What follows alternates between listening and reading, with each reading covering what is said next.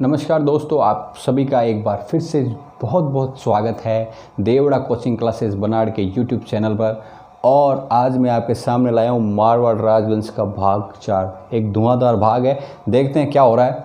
मैंने आपको बताया था मालदेव जो है वो शासक है अभी मारवाड़ का, और दिल्ली का कौन हो रहा है। अब दिल्ली का शासक कौन हो रहा है वो इस भाग में हम चर्चा करेंगे। देखिए 1540 में एक युद्ध होता है बिलग्राम कन्नौज का, और जगह कहाँ है ये, यूपी।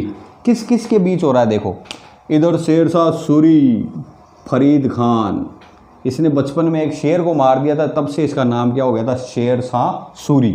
ठीक है, इधर था हुमायूं। हुमायूं आप जानते हो, अकबर के पिताजी हुमायूं।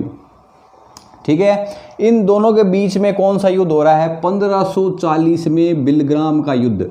और इस युद्ध में क्या हुआ कि शेरशाह सूरी से हुमायूं हो गया पराजित, यानी हारा, और शेरशाह सूरी ने इसको क्या किया भाई, भारत से बाहर कर दिया।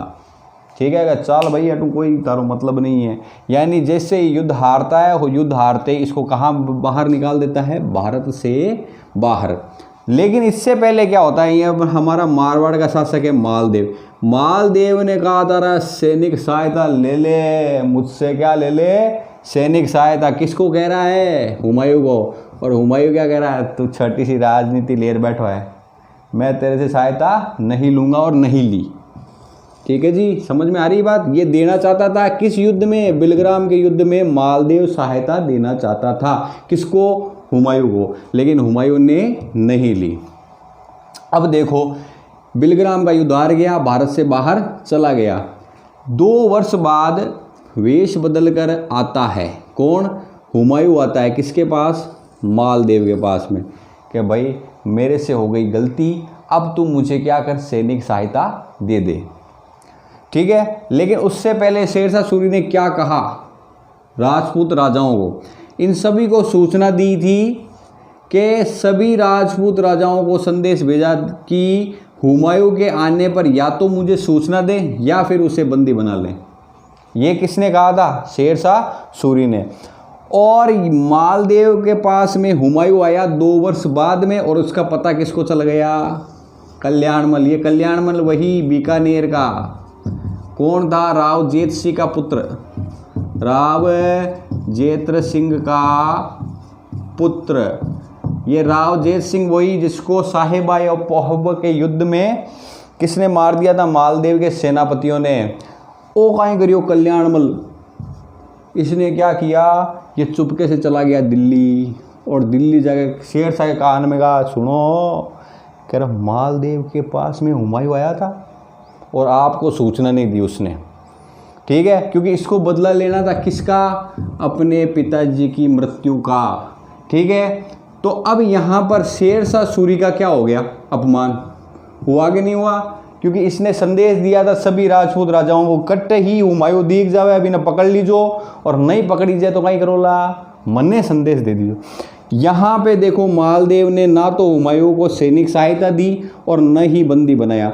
तो ना तो सैनिक सहायता दी ना बंदी बनाया, कहा चुपके से पीछे वाले दरवाजे से चला जा। तो हुमायूं को मुल्ला सुर्ख के कहने पर वह कहाँ चला गया था, सिंध की तरफ चला गया। अब शेरशाह सूरी का हो गया अपमान, क्योंकि मालदेव ने सूचना नहीं दी इसे, अपमान हो गया। अपमान होने के बाद में क्या होगा भाई, एक बहुत ही इंपॉर्टेंट युद्ध होगा, गिरी व सुमेल का युद्ध। गिरी सुमेल का युद्ध, इसे जैतारण का युद्ध भी कहते हैं, और कहाँ है, पाली।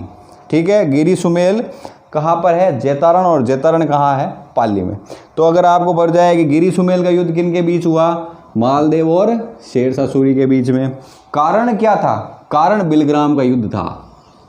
बिलग्राम के युद्ध में हारने के बाद हुमायूं 2 वर्ष बाद मालदेव के पास आया था सहायता लेने के लिए, कि तुम मेरे को सहायता दे ताकि हम दोनों क्या करें, शेरशाह सूरी को हरा दें। इस बात का पता कौन बता रहा है, ये लो साहब कल्याणमल। और कल्याणमल क्यों बता रहा है, क्योंकि इसके पिता को मार दिया था मालदेव ने, राव जेत्र सिंह को।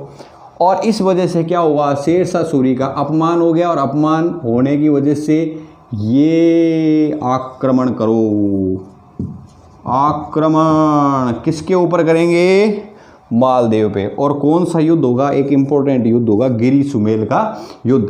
डेट क्या है? 4 या 5 जनवरी, यानी 4 जनवरी को शुरू हुआ था, 5 जनवरी को ख़त्म हुआ था। तो ये 4 या 5 जनवरी 1544 किन के बीच हो रहा है? मालदेव व शेर शाह सूरी के बीच में। देखो दोस्तों, इस युद्ध के बारे में डिटेल से अगले भाग में बताऊंगा, क्योंकि बहुत ही इंटरेस्टिंग है। और उसमें एक लास्ट में शेर शाह सूरी कुछ कहता है, वो भी आपको बताऊंगा। उससे पहले अगर आपको पता है तो कमेंट बॉक्स में ज़रूर कमेंट करके मुझे कहें। जय हिंद, जय भारत।